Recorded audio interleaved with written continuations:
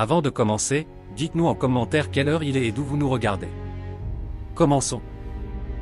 Aucun homme, quelle que soit sa force ou sa bravoure, n'a jamais vu les premières lueurs de l'aube après avoir partagé ma couche, avait averti la mariée géante d'une voix qui ressemblait au grondement lointain du tonnerre dans un canyon, mais l'éleveur, un homme habitué aux caprices impitoyables de la nature, avait simplement haussé les épaules avec un demi-sourire en coin et rétorqué d'un ton calme, « Mettez-moi simplement à l'épreuve, madame, et nous verrons bien ce que le destin nous réserve. » La femme se dressait tel un monument vivant, culminant à 6 pieds et 3 pouces pieds nus, une stature qui éclipsait la plupart des hommes de la région, ses muscles sculptés non pas par la vanité mais par des années de labeur acharné à la frontière, soulevant des troncs, brisant la pierre et domptant une terre hostile qui ne pardonnait aucune faiblesse. 3 alliances en or, lourdes de souvenirs et de tragédies, pendaient à une chaîne en argent autour de son cou puissant, cliquetant doucement à chacun de ses mouvements comme un glas funèbre rappelant les 3 maris, 3 hommes robustes et pleins d'espoir, décédés avant même que le soleil ne se lève sur leurs nuits de noces respectives. L'éleveur, Thomas Wade, un homme compact dont la tête atteignait à peine l'épaule de sa promise, étudiait avec une attention particulière les 3 tombes fraîchement entretenues derrière la petite église en bois, tandis que le prédicateur, essuyant la sueur de son front avec un mouchoir souillé, le mettait en garde d'une voix tremblante contre une insuffisance cardiaque imminente.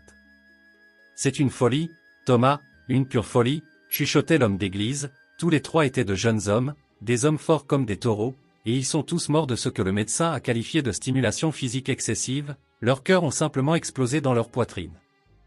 Thomas Wade ne montra aucun signe de peur, il releva lentement les manches de sa chemise de flanelle usée, révélant des bras qui racontaient leur propre histoire de violence et de survie, marqués par les cicatrices blanchâtres du fil barbelé tranchant et les traces anciennes des raids Apaches qui avaient décimé tant de ses voisins. « Regardez bien, révérend, dit-il en fixant les tombes, ces hommes ne sont pas morts d'amour, ni de passion, ils sont morts de peur, une terreur primitive face à quelque chose de plus fort, de plus vaste qu'eux-mêmes, quelque chose qu'ils ne pouvaient ni contrôler ni comprendre. » Les mains de la mariée, des mains larges et calleuses capables de tordre des fers à cheval comme s'il s'agissait de brindilles, tremblèrent légèrement à ces mots, trahissant une vulnérabilité que sa stature imposante tentait de dissimuler. « Et vous n'avez pas peur, vous » demanda-t-elle, sa voix descendant d'une octave, chargée d'une inquiétude sincère pour ce petit homme qui semblait défier la mort elle-même.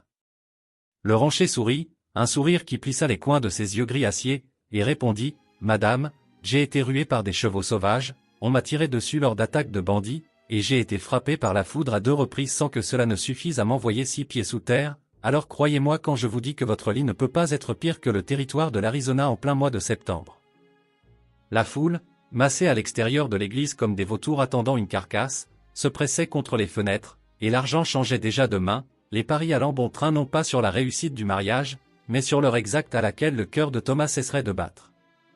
Le croque-mort local, un homme pragmatique qui ne croyait pas au miracle, avait déjà commencé à sculpter une pierre tombale avec le nom du rancher, Thomas Wade, confiant qu'il pourrait facturer ses services dès le lendemain matin à la première heure.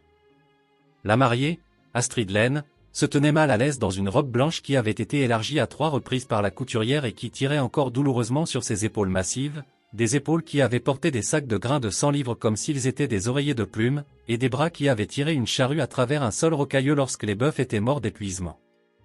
Thomas s'avança et tendit la main vers elle, et la foule émit un halètement collectif, se souvenant avec horreur que les doigts du dernier mari avaient été retrouvés brisés, tordus dans des angles impossibles, bien que personne ne pût dire si c'était le résultat d'une passion dévorante ou d'une panique aveugle. Mais Thomas ne tressaillit pas d'un millimètre lorsque la paume massive d'Astrid engloutit la sienne, il sentit les callosités épaisses comme du cuir tanné, la rugosité d'une vie de travail manuel, mais surtout, il sentit le tremblement qui parcourait sa chair, non pas un tremblement de faiblesse, réalisa-t-il, mais un tremblement de retenue, l'effort titanesque d'une puissance qui se bridait pour ne pas écraser. « Quand la peur a-t-elle commencé ?» demanda-t-il doucement, si bas que seule elle put l'entendre au milieu du murmure de la foule. Les yeux d'Astrid, d'un bleu aussi perçant et froid que la glace hivernale, vacillèrent sous le poids du souvenir. « Après que le premier soit mort, Henrik, commença-t-elle, la voix brisée, il souriait, Thomas, il souriait au moment où son cœur s'est arrêté, comme s'il avait vu les portes du paradis s'ouvrir devant lui, mais moi, tout ce que j'ai vu, c'était un autre corps à enterrer, un autre échec, une autre preuve que je suis maudite. » Le prédicateur s'éclaircit la gorge bruyamment, anxieux d'en finir avant que le ciel menaçant ne déverse sa colère. « Si nous devons faire cette chose insensée, il vaut mieux le faire maintenant, une tempête arrive et elle s'annonce violente. » En effet, le ciel avait pris la couleur sinistre du vieux fer rouillé, et le vent commençait à fouetter le cimetière, faisant cliqueter les croix de bois comme des ossements secs, tandis que les 3 tombes des anciens maris d'Astrid semblaient respirer, la terre se soulevant légèrement sous les rafales, ornée de fleurs fraîches et vibrantes. Des fleurs fraîches, des fleurs quotidiennes, observa Thomas en suivant son regard, vous entretenez toujours leur tombe avec tant de soin, n'est-ce pas?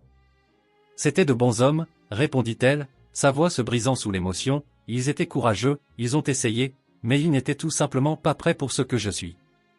Elle baissa les yeux vers lui, ce petit éleveur à la peau abîmée par le soleil, aux cheveux grisants aux tempes, et demanda avec une tristesse infinie, et vous? Que êtes-vous?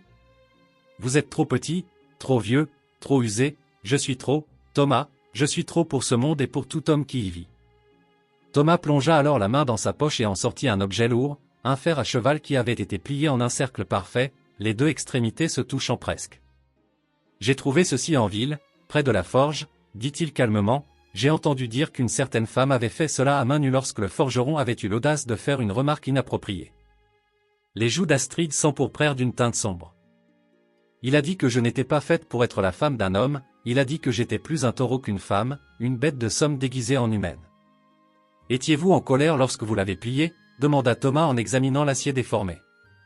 Non, murmura-t-elle en détournant le regard, honteuse, je n'étais pas en colère, j'étais triste, j'étais dévastée, je l'ai plié pendant que je pleurais, je ne m'en suis même pas rendu compte jusqu'à ce que je l'entende hurler de terreur en voyant le métal céder comme de l'argile entre mes doigts. Thomas empocha le fer à cheval ruiné et la regarda droit dans les yeux.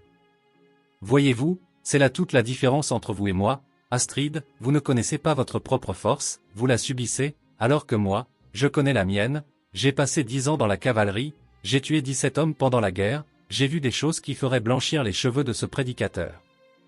Sa voix se durcit légèrement alors qu'il poursuivait, je suis rentré chez moi pour trouver ma femme morte de fièvre et mon fils emporté par le même mal, ma maison vide, ma vie en ruine.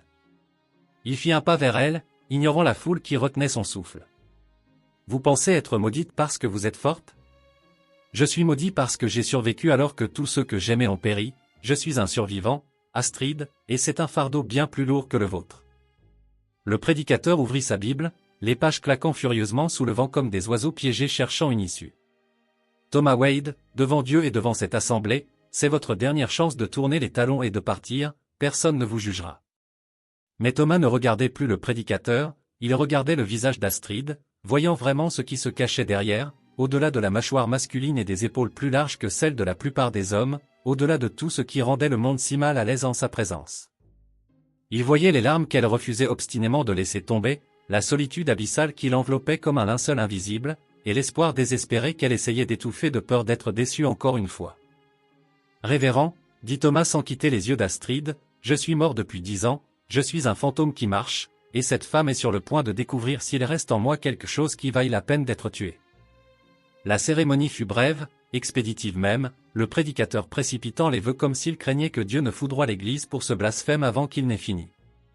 Lorsqu'il atteignit la partie concernant le baiser, la foule se figea, Astrid se pencha considérablement, ses genoux craquant légèrement, et Thomas se dressa sur la pointe des pieds, leurs lèvres se rencontrèrent quelque part au milieu, maladroitement, et pour un moment, juste un instant fugace, le monde sembla trouver son équilibre, le vent sembla s'apaiser. Puis vint la marche vers le ranch de Thomas, une procession de 3000 à travers les nuages d'orage qui s'amoncelaient comme des montagnes noires au-dessus de leur tête.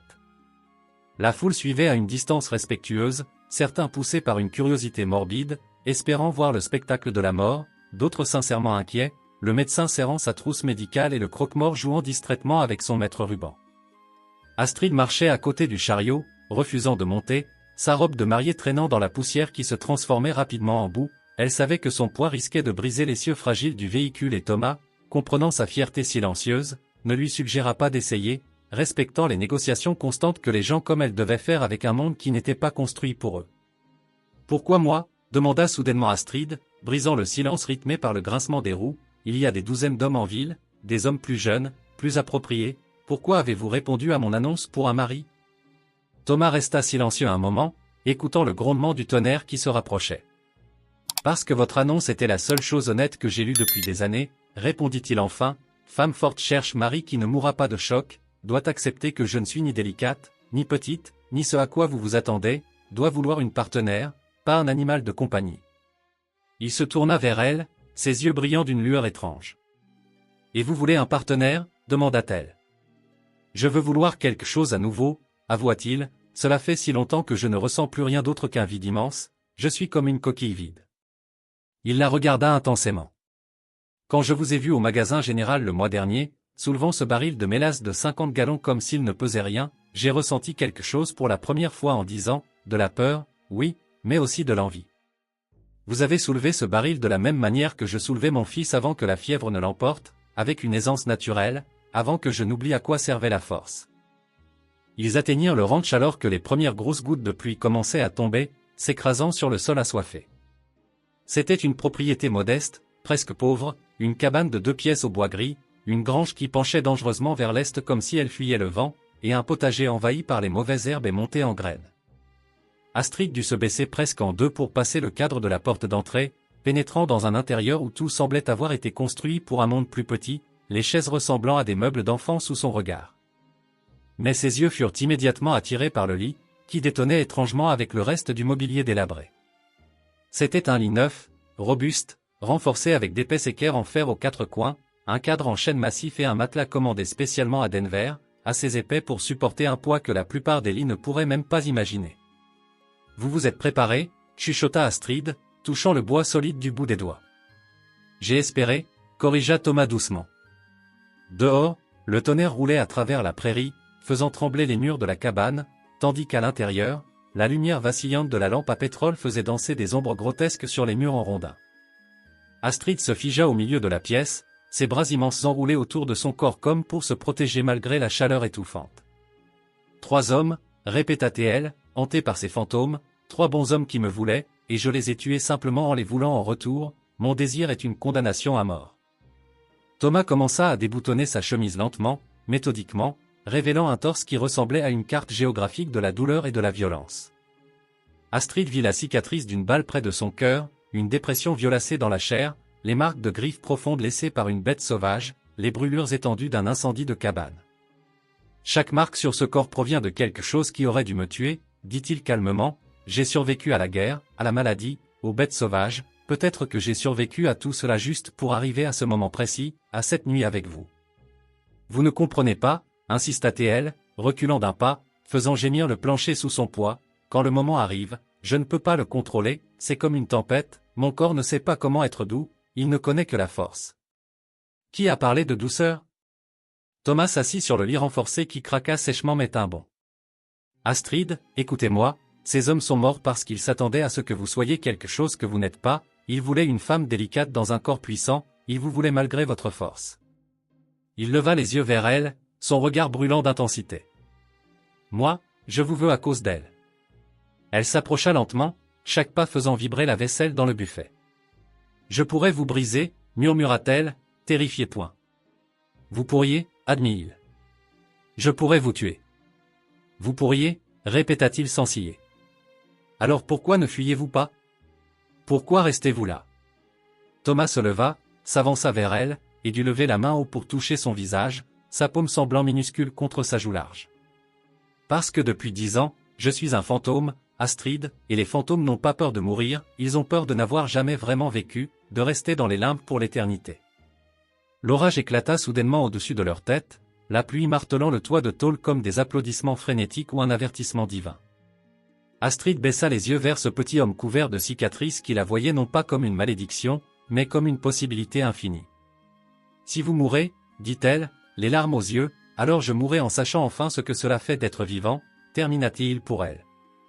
Elle l'embrassa alors, non pas le baiser prudent et performatif de l'Église, mais un baiser qui était un ouragan, un mélange de puissance brute et de supplique désespérée, relâchant tout ce qu'elle avait retenu depuis des années par peur de briser le monde autour d'elle. Thomas ne se brisa pas, il plia comme l'herbe des prairies sous le vent violent, il coula comme l'eau autour de la pierre, il survécut comme il avait survécu toute sa vie, en s'adaptant à la force plutôt qu'en s'y opposant.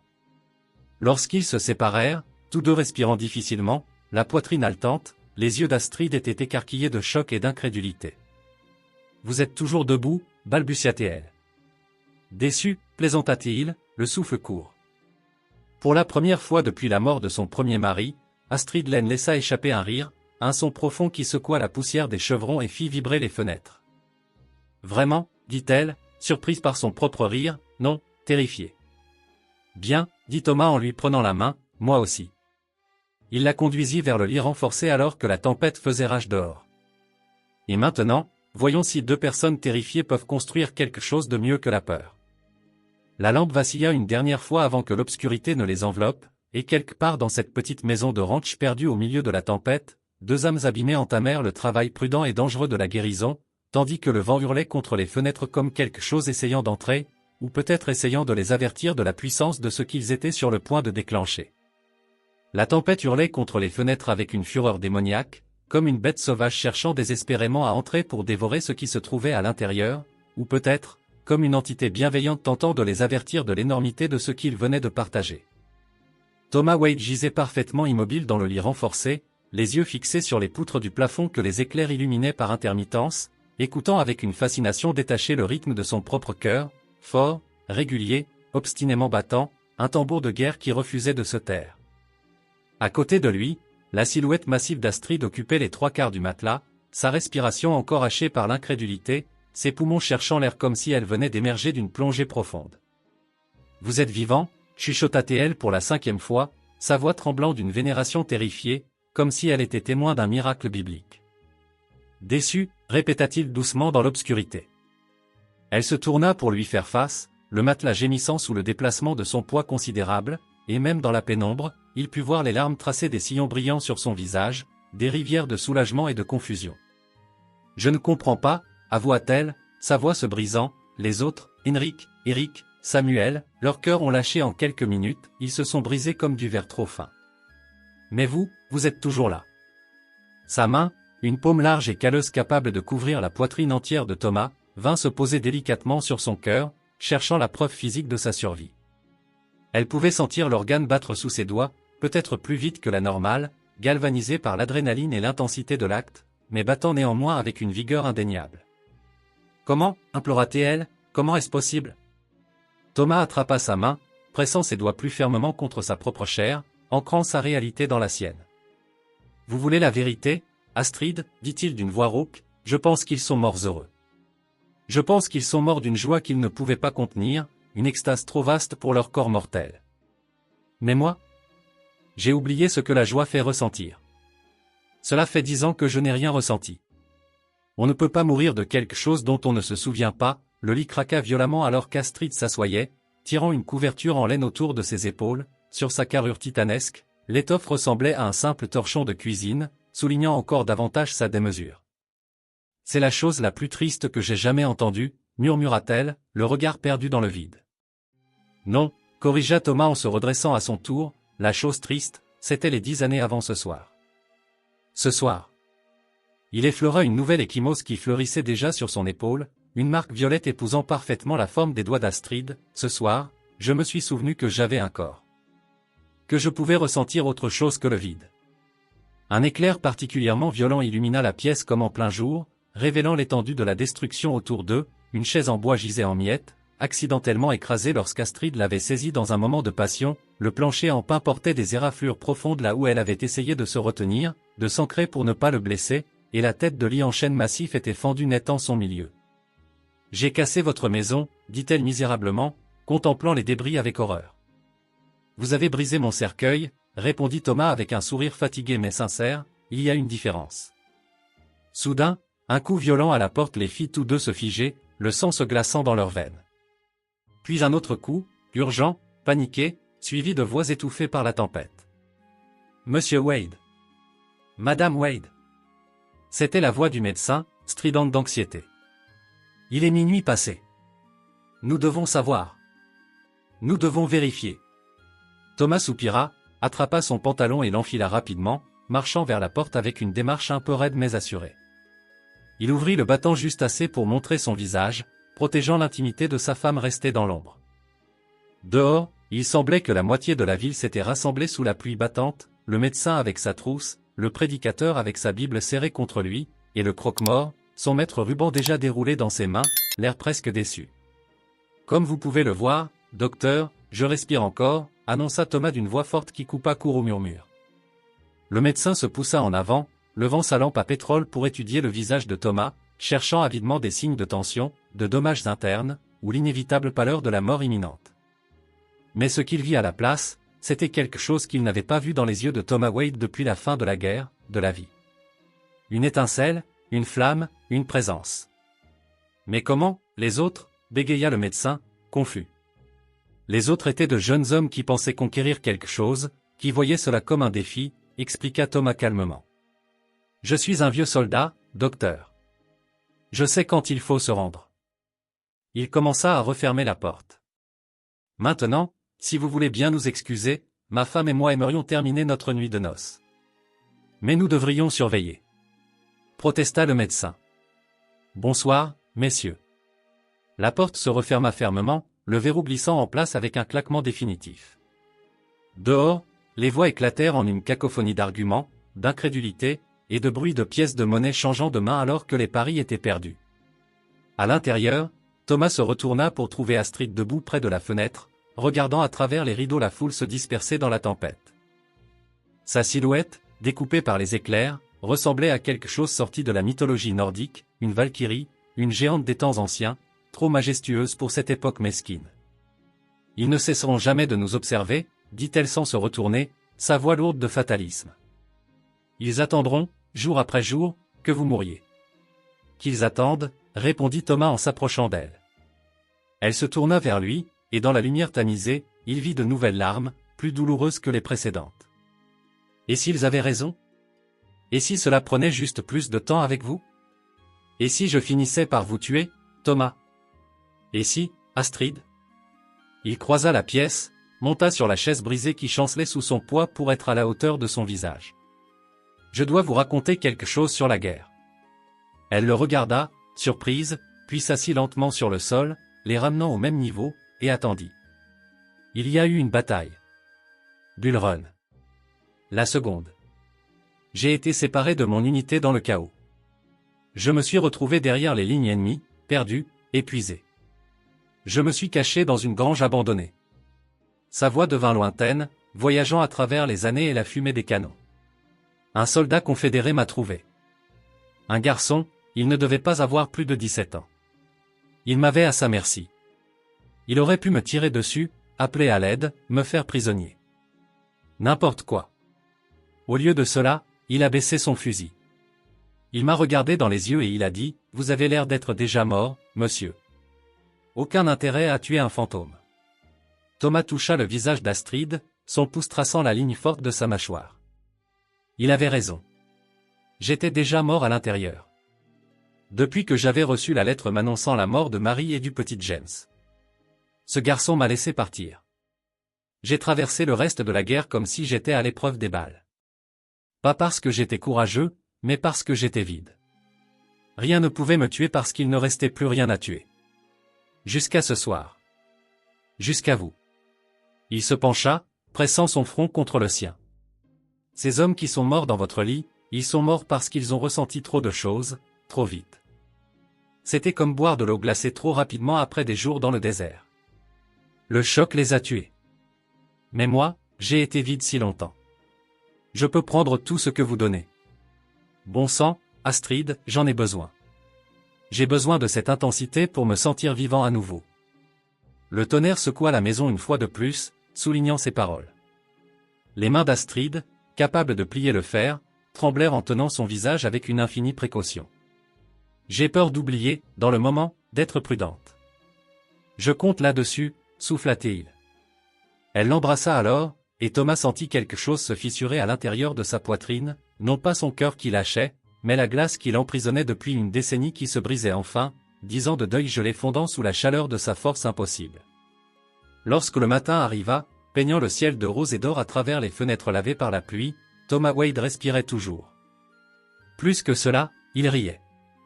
Il était assis à la petite table de la cuisine, regardant Astrid essayer de préparer le petit déjeuner dans son espace exigu. C'était un spectacle de chaos attachant, elle avait déjà cassé 2 manches de poêle en serrant trop fort et craqué 3 œufs avec une telle vigueur qu'ils avaient explosé, tapissant le mur de jaune. « Laissez-moi faire, » dit-il en se levant, prenant doucement les ustensiles de ses mains. « Asseyez-vous. » La chaise, renforcée par ses soins la veille, gémit sous son poids mais tint bon. Elle le regarda travailler, fascinée par ce petit homme qui se déplaçait avec une efficacité militaire dans l'espace réduit, préparant le café, faisant frire le bacon, brouillant les œufs, accomplissant des gestes ordinaires, domestiques, des choses qu'elle n'avait jamais pensé avoir le droit de posséder. Mon premier mari, dit-elle soudainement, brisant le silence confortable, Henrik, c'était un forgeron, fort comme un bœuf. Il pensait qu'il pouvait me gérer, me dominer. Elle fixa ses mains, ses paumes ouvertes. Il est mort en souriant, mais je n'oublierai jamais le bruit que sa poitrine a fait quand son cœur a lâché, comme un tambour qui se fend en deux. Eric, le fermier, était encore plus gros qu'Henrik. Il a duré un peu plus longtemps, peut-être 5 minutes. Sa voix était devenue clinique, détachée, une protection contre l'horreur. Le médecin a dit que son cœur avait littéralement explosé. Ils ont dû rembourrer sa poitrine avec du coton pour les funérailles. Et le troisième? Samuel. Sa voix se brisa. D'où Samuel? Il était petit, comme vous. J'ai pensé que peut-être, s'il lui était doux, je pourrais l'être aussi. Mais la douceur ne compte pas quand votre corps ne connaît pas sa propre puissance. J'ai écrasé 3 de ses côtes juste en le serrant dans mes bras. Thomas posa une assiette devant elle. Les portions étaient massives, suffisantes pour nourrir 3 hommes normaux. Elle leva les yeux, surprise par la quantité. « Vous avez besoin de carburant ?» dit-il simplement, s'asseyant en face d'elle avec sa propre assiette. « Ce corps, le vôtre, c'est comme une machine à vapeur. Ça a besoin d'être nourri. » Elle mangea lentement, avec une application touchante, essayant de ne pas plier la fourchette. « Pourquoi n'êtes-vous pas mort, Thomas ? Vraiment ? » Il la regarda par-dessus sa tasse de café fumant. « Avez-vous déjà vu une rivière en crue, Astrid ? » « Oui. Les arbres qui essaient de rester rigides contre le courant, les grands chênes fiers, ils se brisent. Ils cassent net en deux parce qu'ils refusent de céder. Mais les roseaux, les herbes, ils plient. Ils s'aplatissent contre le lit de la rivière, ils coulent avec l'eau. Et quand la crue passe, ils se redressent. Vous dites que vous êtes un roseau ? Je dis que j'ai appris il y a longtemps que survivre ne consiste pas à être le plus fort. C'est savoir quand plier. Il tendit la main à travers la table et prit la sienne. La nuit dernière, quand vous avez oublié d'être prudente, quand vous avez lâché prise, je n'ai pas lutté contre. Je l'ai traversé comme on traverse une tempête. Et les tempêtes passent toujours, Astrid. Elle serra sa main, puis relâcha immédiatement sa prise lorsque la table craqua sous la pression involontaire de son autre main. J'aurais pu vous tuer. Mais vous ne l'avez pas fait. Je pourrais vous tuer ce soir, insista-t-elle, hantée par la peur. Mais vous ne le ferez pas, comment pouvez-vous en être si sûr ? Thomas se leva, contourna la table, et fit quelque chose d'impensable, il grimpa sur ses genoux, s'asseyant sur elle comme un enfant sur les genoux d'un parent, ou un roi sur un trône vivant. Elle se tint parfaitement immobile, terrifiée à l'idée de bouger ne serait-ce qu'un muscle. Parce que, dit-il en la regardant droit dans les yeux, la nuit dernière, vous avez appris quelque chose. Vous avez appris que votre force n'est pas une malédiction. C'est juste de la force. Et j'ai appris quelque chose aussi. Quoi ? Que je ne suis pas encore mort. Pendant 10 ans, j'ai cru que je l'étais, mais il s'avère que je dormais juste. Il l'embrassa, un baiser doux et sûr. Vous m'avez réveillé. Le soleil grimpa plus haut dans le ciel, brûlant les derniers vestiges de la tempête. Dehors, ils entendirent le bruit de chevaux approchant. La ville revenait pour vérifier la survie de Thomas, pour s'émerveiller devant le miracle ou le spectacle de foire, selon leur perspective. Ils ne nous laisseront jamais tranquilles, dit Astrid avec amertume. Alors nous leur donnerons autre chose à raconter, répliqua Thomas avec un sourire féroce. Comme quoi ? Nous allons reconstruire ce ranch. Nous allons en faire le plus prospère du territoire. Nous allons leur montrer qu'ensemble, nous sommes plus qu'une simple curiosité. Il regarda autour de la cuisine délabrée. Ça va demander du travail. Du travail acharné. C'est une bonne chose que j'ai épousé la femme la plus forte du Colorado, plaisanta-t-il. Elle rit, et les fenêtres vibrèrent à nouveau. Mais Thomas ne tressaillit pas. Il apprenait ses rythmes, ses sons, son échelle, apprenant à vivre dans un monde construit pour 2 tailles différentes, trouvant un équilibre dans le déséquilibre. Le médecin frappa à la porte quelques instants plus tard. Thomas répondit, toujours échevelé, mais souriant. Examen, exigea le médecin sans préambule, je dois vérifier votre cœur. Thomas se soumit au stéthoscope, aux palpations, aux questions intrusives. Son cœur était fort. Plus fort qu'hier, en réalité, battant avec une vigueur renouvelée. Le médecin fronça les sourcils, confus, rangeant ses instruments. Ça n'a aucun sens. Vous devriez montrer des signes de fatigue, de dommage, quelque chose. C'est médicalement impossible.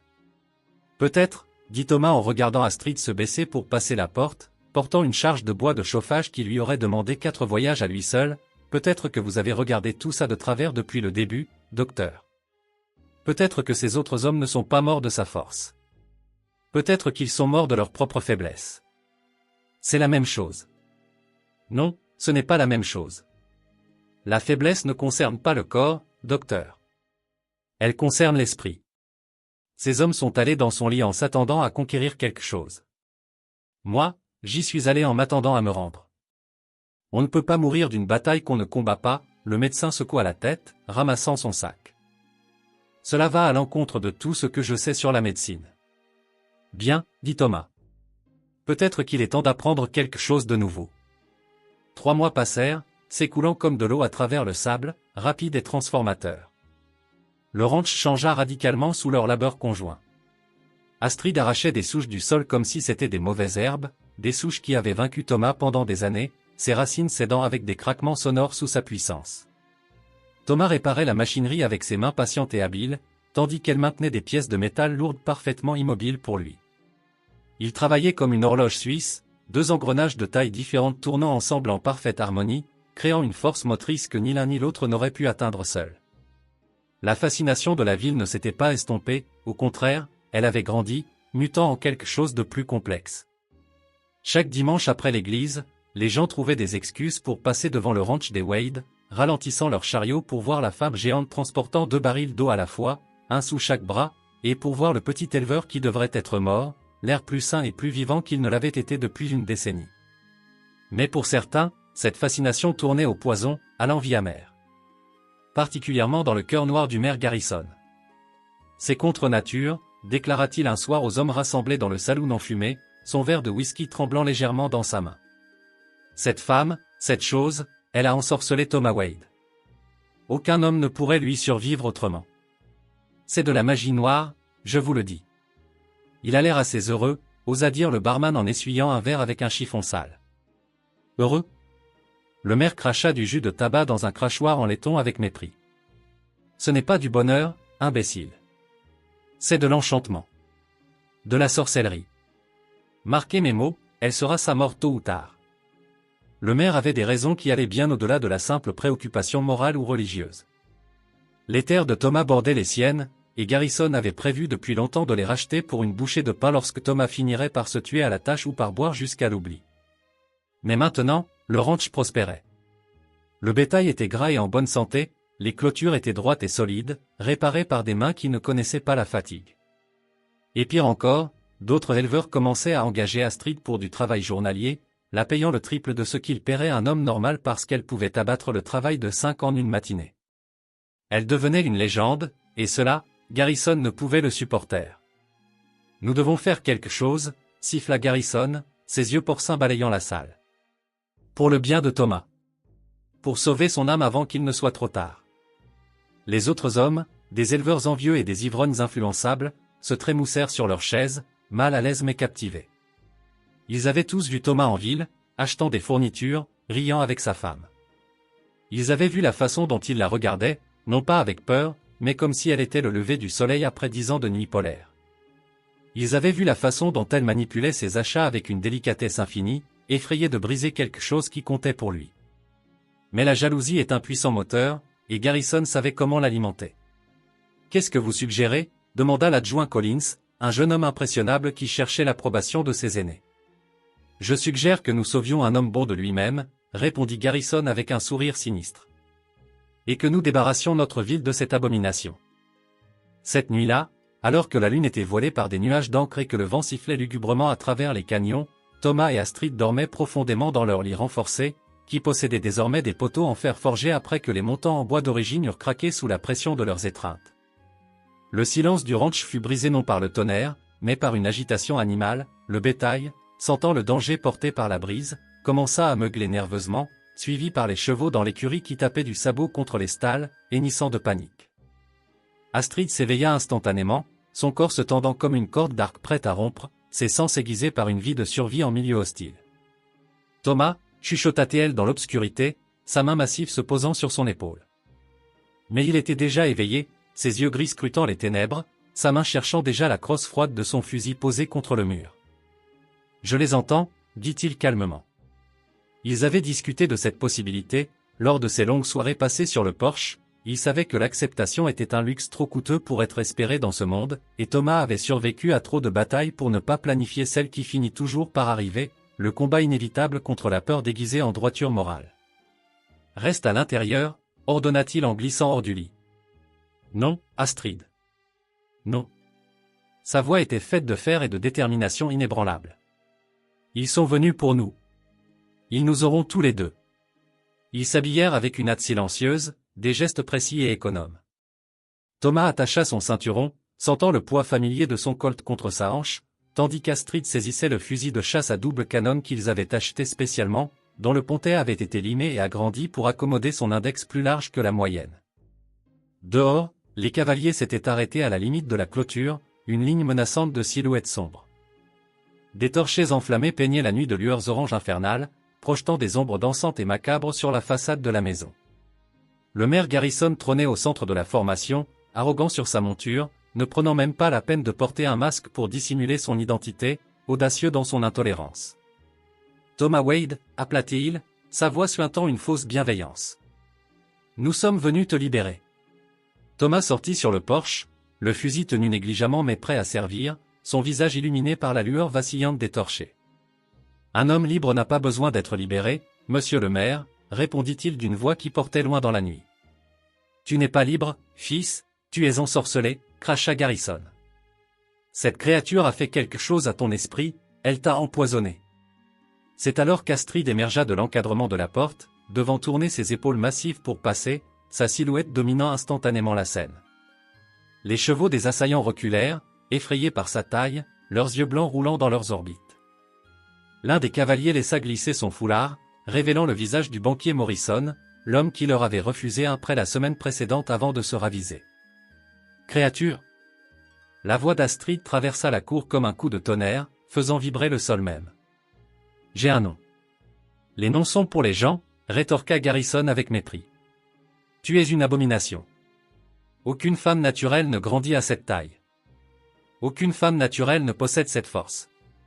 Il n'y a rien de naturel dans tout ça. » Thomas fit un pas en avant, s'interposant entre les armes et sa femme. « 6 hommes armés venant chez moi en pleine nuit avec des torchets. Qu'est-ce qu'il y a de naturel là-dedans » demanda-t-il. « Nous essayons de te sauver. »« Me sauver de quoi » hurla Thomas, perdant soudain son calme. « Du bonheur ? De ma première bonne nuit de sommeil en 10 ans ? Du premier jour où je n'ai pas pensé à mettre le canon de mon arme dans ma bouche ?» Sa voix devint dure comme le diamant. « Vous voulez me sauver de ma femme ? Vous devrez me tuer d'abord. Et je vous garantis, mère, que j'emmènerai au moins 3 d'entre vous en enfer avec moi avant de toucher le sol. »« Elle a obscurci ton esprit, » insista Garrison. « Elle l'a éclairci. » Thomas s'avança jusqu'à la limite du porche. « Vous savez ce que je vois maintenant ? Je vois 6 lâches qui ne supportent pas que quelque chose existe en dehors de leur petite compréhension étriquée. 6 petits hommes terrifiés par une grande femme. Nous pourrions vous brûler, » menaça l'un des cavaliers, levant sa torche vers le toit de bardeau sec. Astrid laissa échapper un rire, un son amer comme le vent d'hiver. « Essayez. Voyez jusqu'où vous irez. » Pour démontrer son propos, elle saisit la poutre de soutien du porche, une pièce massive de chêne solide, épaisse comme la taille d'un homme normal. Sans même sembler forcer, elle serra. Le bois gémit, craqua, puis éclata en écharpe sous la pression terrifiante de ses doigts nus. « Je pourrais vous tuer tous, » dit-elle calmement, sa voix ne trahissant aucun effort. « À main nue. Je pourrais briser les coups de vos chevaux et les vôtres ensuite. Vous le savez. Je le sais. La seule raison pour laquelle vous respirez encore, c'est parce que Thomas m'a appris quelque chose de meilleur que la force. »« Qu'est-ce que c'est » demanda Garrison, bien que sa voix tremblât légèrement. « La miséricorde ?» Elle lâcha la poutre, désormais profondément marquée par l'empreinte de ses doigts, comme si le bois avait été du beurre mou. « Mais la miséricorde a des limites. Revenez ici. » Menacer mon mari encore une fois, et vous apprendrez où se trouvent exactement ses limites. Le silence tomba, lourd et épais. L'adjoint Collins, le plus jeune des cavaliers, arracha soudain son masque avec dégoût. C'est mal. C'est nous qui agissons contre nature ici. Ferme-la, gamin, grogna Garrison. Non. Collins fit tourner son cheval. Je les ai vus en ville. J'ai vu comment ils sont ensemble. Ce n'est pas de la sorcellerie, mère. C'est de l'amour. Et nous sommes les monstres pour essayer de détruire ça. Il éprona sa monture et s'éloigna au galop dans la nuit. Après un moment d'hésitation, 2 autres cavaliers le suivirent. Le banquier Morrison vacilla, regardant Garrison puis Thomas. « Votre prêt » menaça Garrison. « Je peux m'assurer que vous ne l'aurez jamais. »« On n'en a plus besoin » coupa Thomas. « Le ranch est profitable maintenant. » C'est étonnant ce qu'un homme peut accomplir quand il a une raison de vivre.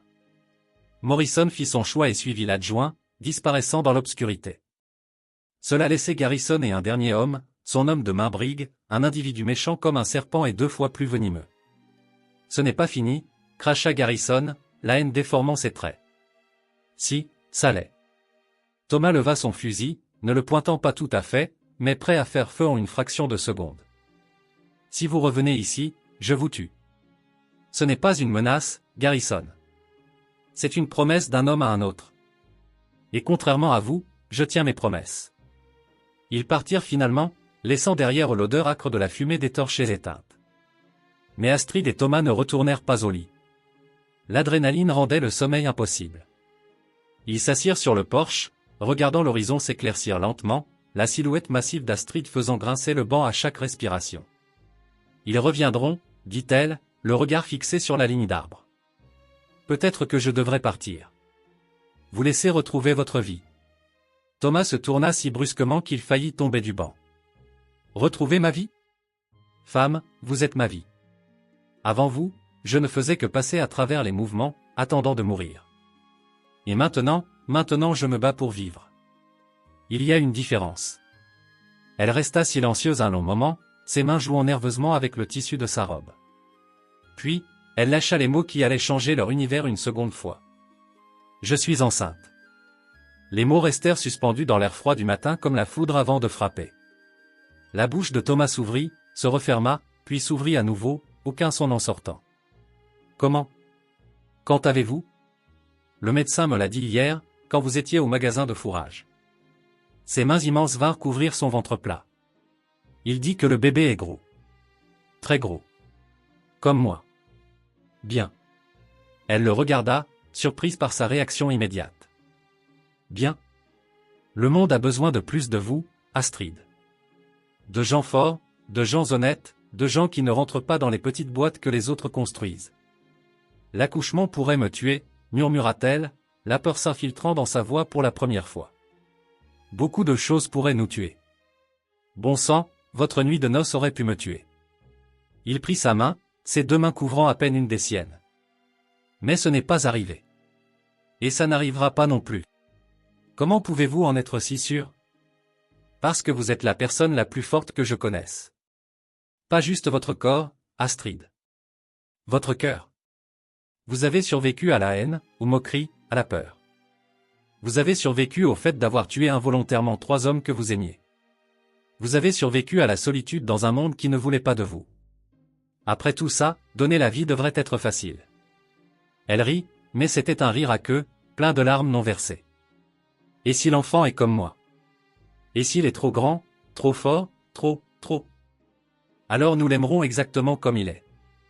Comme je vous aime. Comme vous apprenez à vous aimer vous-même. Le soleil brisa enfin l'horizon, peignant la prairie d'or et de feu. Au loin, ils virent de la poussière soulevée par des cavaliers, mais cette fois, ils ne semblaient pas menaçants. Ils ne portaient pas de torchets, et leur allure était moins agressive. Des voisins, réalisa Thomas en plissant les yeux. Ils venaient pour les avertir des plans de Garrison, pour offrir leur soutien, pour se tenir à leur côté si nécessaire. Nous ne sommes pas seuls, dit Astrid avec un émerveillement enfantin. Non, nous ne le sommes pas. À mesure que les cavaliers approchaient, Thomas reconnut l'adjoint Collins, le médecin, et même Morrison le banquier. Derrière eux suivaient des chariots conduits par les femmes de la ville, Madame Patterson qui tenait le magasin général, l'institutrice Mademoiselle Evans, et même la femme du prédicateur. Ils mirent pied à terre à la clôture, et Madame Patterson parla la première. « Nous avons entendu ce qui s'est passé. Nous avons entendu ce que Garrison a essayé de faire. Nous n'avons pas tous peur, ajouta Mademoiselle Evans d'une voix douce. Certains d'entre nous, nous comprenons ce que c'est d'être différent, d'être trop ou pas assez pour ce que le monde attend. » Le médecin s'avança, sérieux. « Madame Wade, à propos de votre grossesse. Je veux que vous sachiez que je ferai tout ce qui est en mon pouvoir pour mettre ce bébé au monde en toute sécurité. J'ai lu, j'ai fait des recherches. J'ai fait venir des livres de l'Est sur les naissances, inhabituelles. » Inhabituelles, répéta Astrid, attendant l'insulte habituelle. Et pour une fois, le mot ne piqua pas, spécial, corrigea le médecin avec un sourire bienveillant. Votre enfant sera spécial, comme vous. D'autres personnes arrivèrent tout au long de la matinée.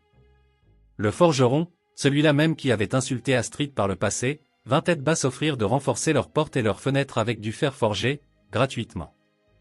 Le ministre, le visage rouge de honte, offrit de prier pour eux au lieu de prier contre eux. Même certains des propres employés de ranch de Garrison, dégoûtés par la virée nocturne de leur patron, vinrent proposer leurs bras. À midi, leur cour était pleine. Une communauté se formait autour de ce couple qui ne devrait pas exister, autour de cet amour qui n'aurait pas dû survivre, et autour de cet enfant qui ne devrait pas être possible. Thomas se tenait sur le porche, regardant ce rassemblement improbable. « Pourquoi » leur demanda-t-il, la gorge serrée. « Pourquoi vous tenez-vous avec nous maintenant » L'adjoint Collins répondit, tournant son chapeau dans ses mains. « Parce que le courage est contagieux, Monsieur Wade. Vous nous avez montré qu'il est possible d'aimer sans limite, d'accepter sans condition. Dans un monde plein de haine comme le nôtre, c'est quelque chose qui vaut la peine d'être protégé. » L'hiver arriva dur et méchant cette année-là. La neige s'empilait contre les murs de la cabane comme des poings blancs frappant à la porte, isolant le ranch du reste du monde. Le ventre d'Astrid avait grossi jusqu'à atteindre des proportions effrayantes, le médecin estimant le poids du bébé à près de 12 livres avec encore un mois à tirer.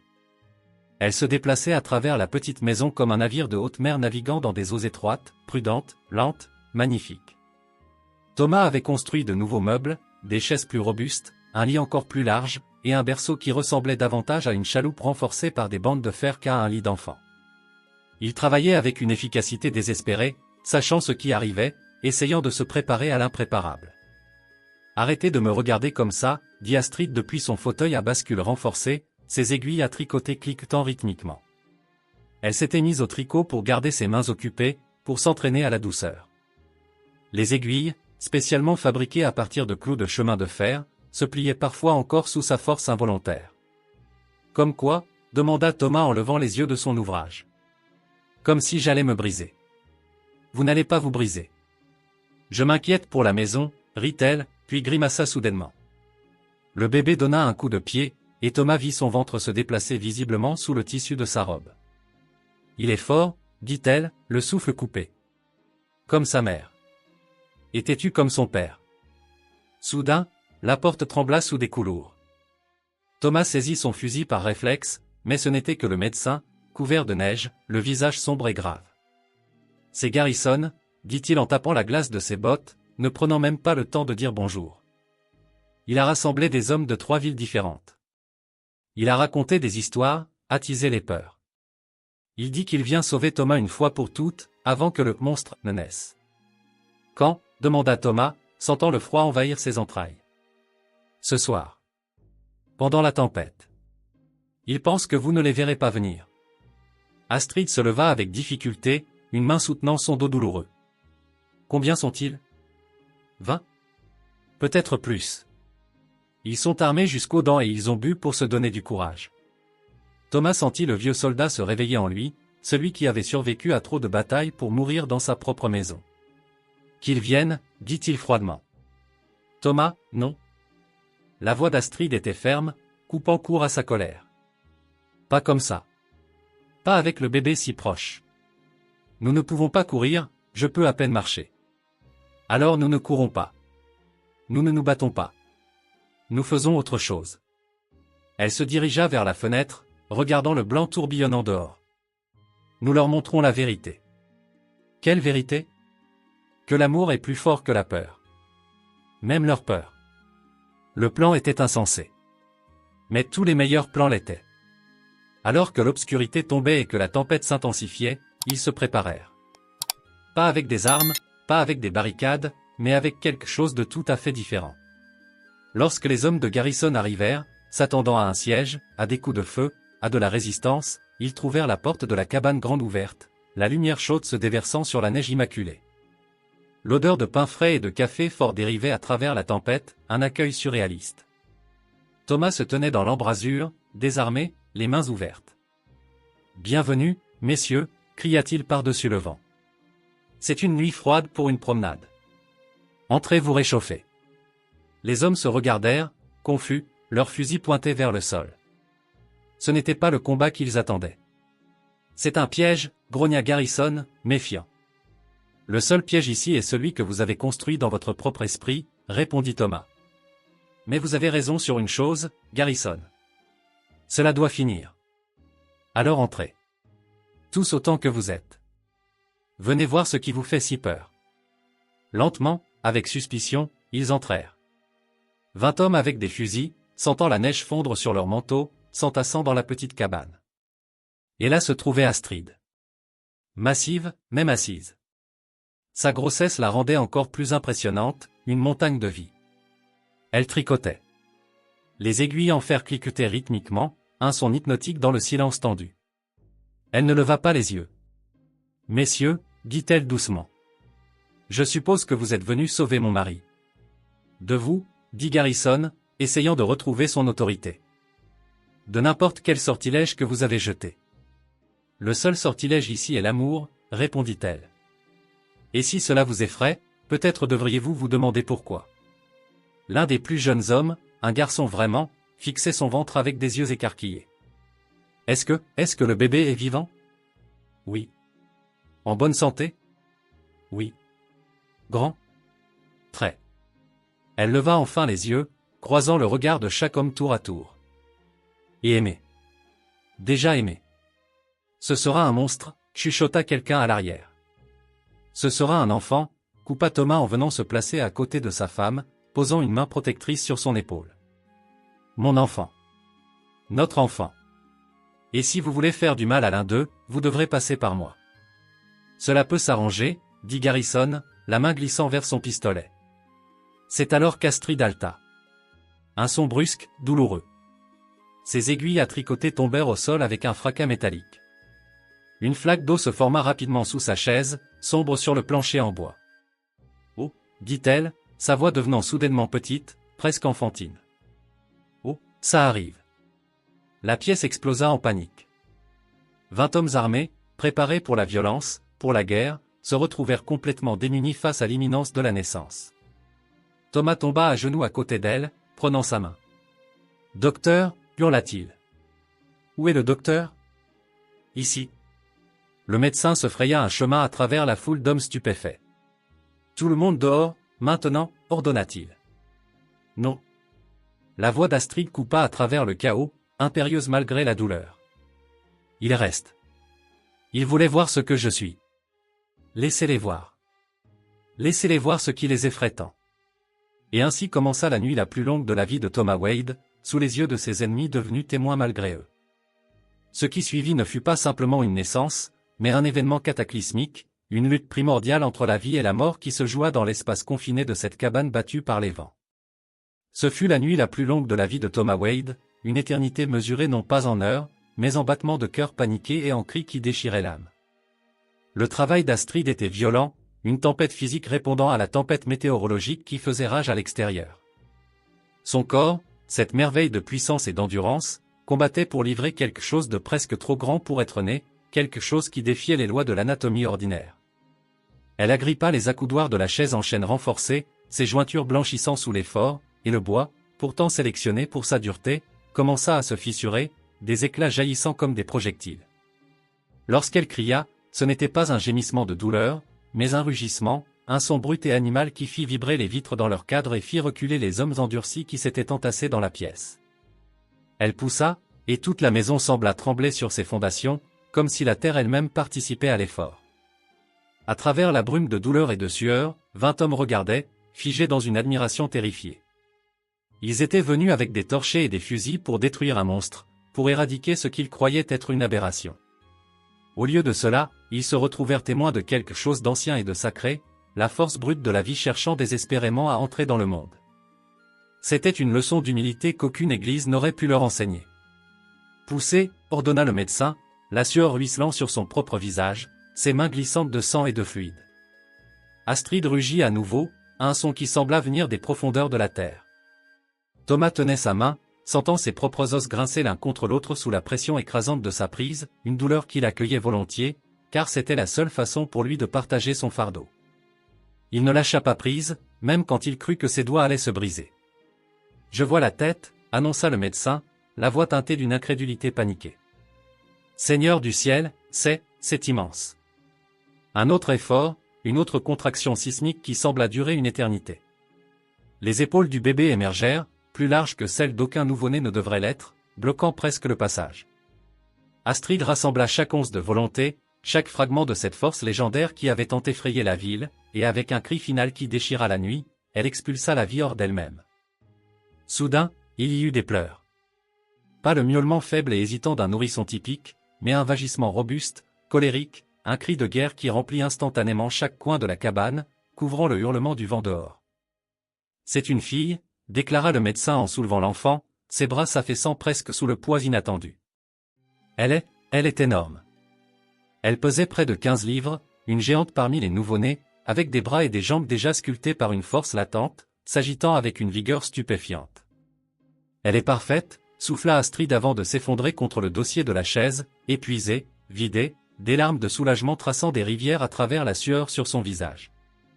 Thomas s'approcha, ses mains tremblantes non de peur, mais d'une émotion si intense qu'elle menaçait de le submerger. Il prit sa fille. Elle était lourde, solide, dense comme un rocher. Ce bébé, qui ressemblait à un enfant de 3 mois, cessa de pleurer au moment même où il la tint contre sa poitrine. Elle ouvrit les yeux et le fixa avec un regard gris acier, alerte, pénétrant, un regard qui semblait déjà comprendre, déjà voir. « Bonjour, petite montagne », chuchota-t-il, les larmes brouillant sa vision. La pièce tomba dans un silence absolu. 20 hommes, leurs fusils oubliés, pendaient le long de leurs jambes ou posés contre les murs, fixaient cet enfant impossible. Ce bébé qui ne devrait pas exister, né de parents qui n'auraient pas dû se survivre l'un à l'autre, était là, vivant, respirant, et indéniablement parfait. Garrison fut le premier à bouger. Il rengaina son arme avec un geste lent, presque réticent. Il semblait avoir vieilli de 10 ans en l'espace d'une heure, sa posture arrogante s'étant effondrée pour laisser place à une lassitude profonde.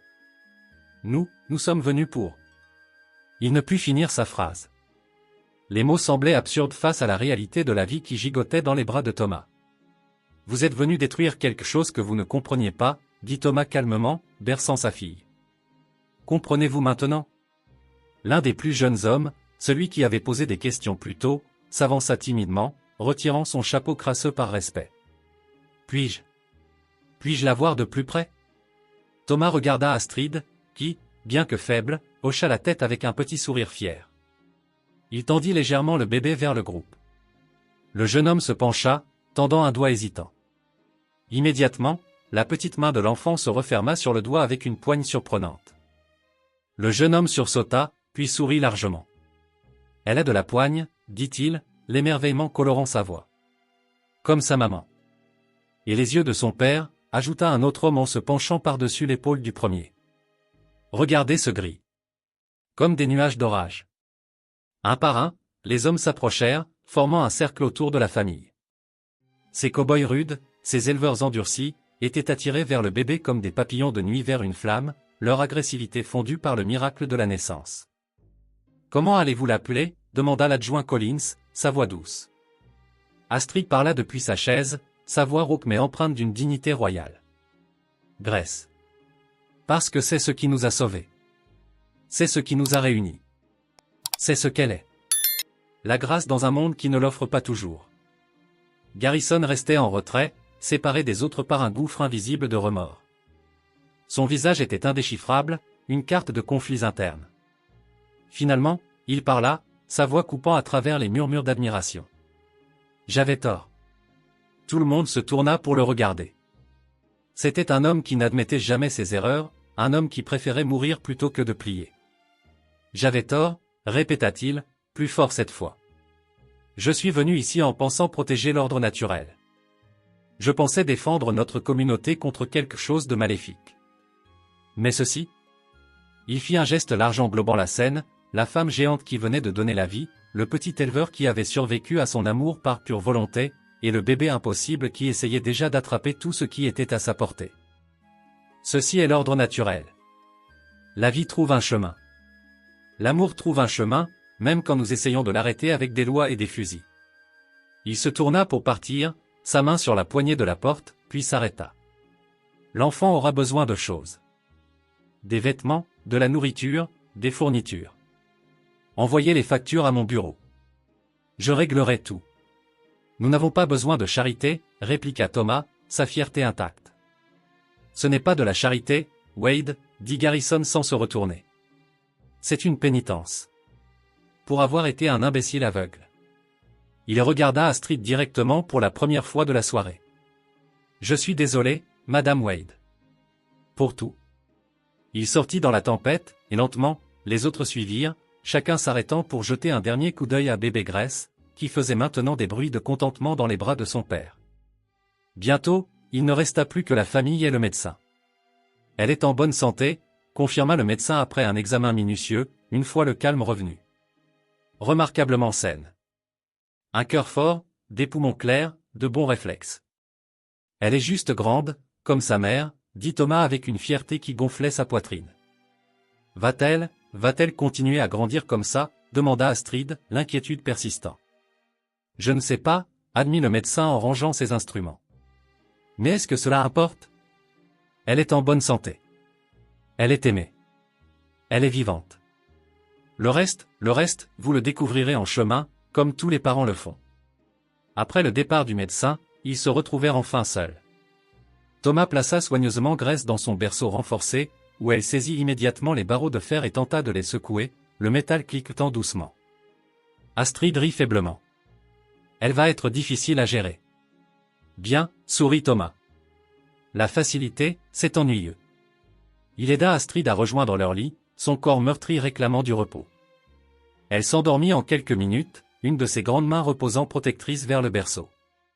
Thomas s'assit dans le fauteuil à côté d'eux, veillant sur sa femme et sa fille endormies. Sa famille impossible. Son miracle. Grace émit un petit bruit, et il se pencha vers elle. Elle était éveillée, ses yeux gris l'étudiant avec une intensité qui semblait impossible pour un nouveau-né.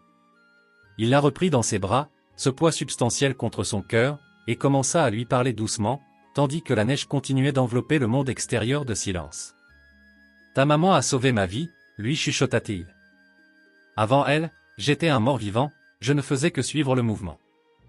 Mais elle m'a réveillé. Elle m'a rappelé que la vie est faite pour être vécue, pas juste endurée. » Grace gargouilla, une petite main tapotant maladroitement sa barbe. « Tu vas être différente, petite montagne. Plus grande, plus forte, plus que ce que les gens attendent ou comprennent. Ils te craindront parfois. Ils se moqueront peut-être de toi. Mais souviens-toi de ceci, ta mère est la personne la plus forte que je connaisse. Et ce n'est pas juste son corps. C'est son cœur, son esprit, sa capacité à aimer même quand le monde lui donne toutes les raisons de haïr. » Le bébé bâilla, montrant des gencives roses et une poigne étonnamment forte sur son doigt. « Et souviens-toi de ceci aussi, » continua Thomas. « Ton papa a survécu à l'amour de ta maman. Non pas parce que j'étais assez fort pour l'égaler physiquement, mais parce que j'étais assez intelligent pour m'y abandonner. Parfois, Grace, la chose la plus courageuse que tu puisses faire est de te laisser aimer exactement tel que tu es. » L'aube se leva, une lumière rose et or filtrant à travers les fenêtres givrées, annonçant la fin de la tempête. Grace ouvrit les yeux et sourit. Son premier sourire. Thomas sentit son cœur se briser et s'ouvrir à nouveau, 10 ans de glace fondant en un instant. Ce bébé qui ne devrait pas exister, né de parents qui n'auraient pas dû se trouver, souriait comme si elle connaissait le secret de l'univers. Et peut-être le connaissait-elle. Peut-être que le secret était simple, après tout.